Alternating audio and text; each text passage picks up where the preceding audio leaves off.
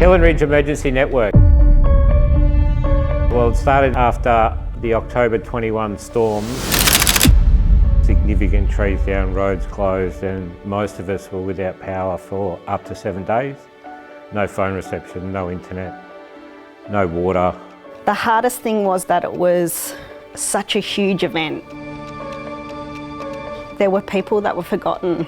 There was an older lady that was stuck in her house for 7 days and nobody knew that she was there. Being brought up on a farm up here, I suppose we've got access to tractors and larger equipment, whereas other people in our street didn't have access to things like that, so they were, stranded. About a week later, there was a bit of anger within the community. So we spoke to a few people and we thought we could frame something up to be better. When I started to have conversations with some local leaders, the school, there were a lot of reflections in the aftermath of their experience of the storms. And what they found were maybe some of the responses that were lacking either on the ground or just the lack of their ability to coordinate themselves and to be able to help each other.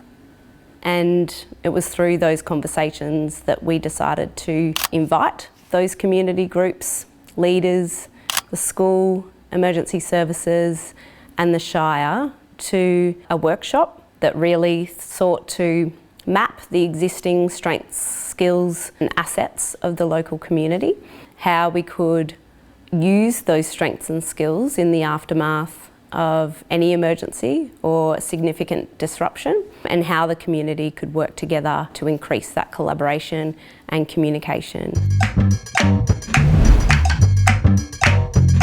We had local contractors that could provide machines, chainsaws, tree removal services, generators for power backup. The men's shed could provide building tools for community projects. The Red Hill Opportunity Shop, and they would be able to provide clothes and bedding, homewares, maybe in the aftermath of a severe event. The Red Hill Consolidated School to be able to broadcast messages to the local community. The Red Hill Football Club, the use of facilities such as the pavilion and access to power and catering, bathrooms and showers.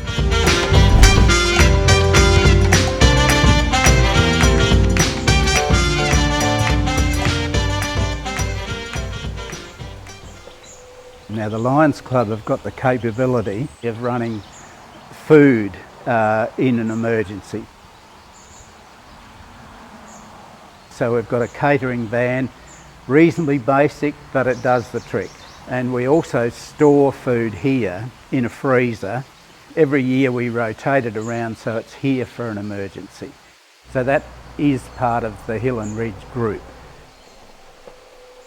So I thought it was going to be one meeting, come along, say yes, the op shop would open its doors, people could come and get what they needed. But it evolved so quickly and so effectively into a lot more than what I'd first thought it would be.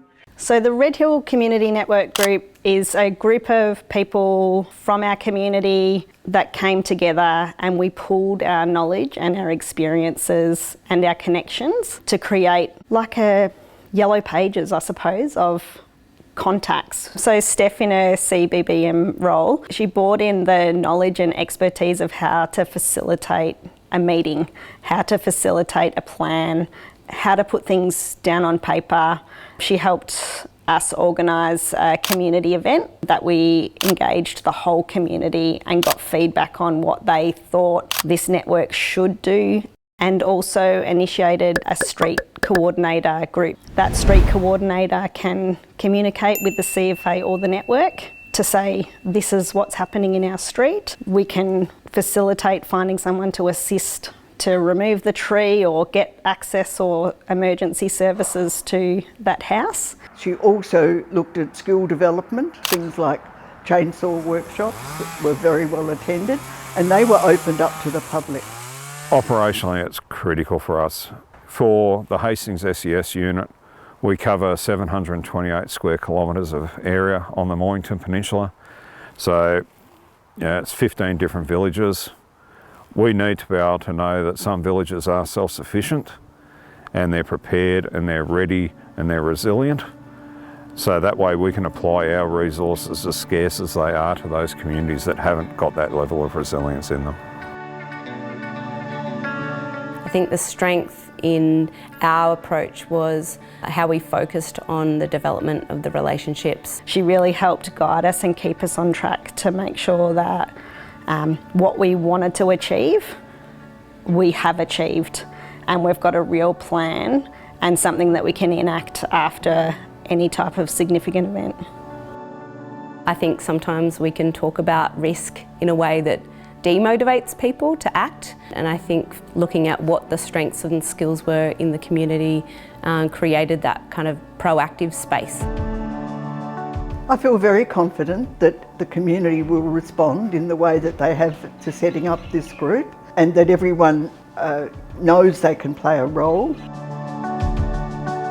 So because they're actually thinking about setting up those networks, they're thinking about what could happen.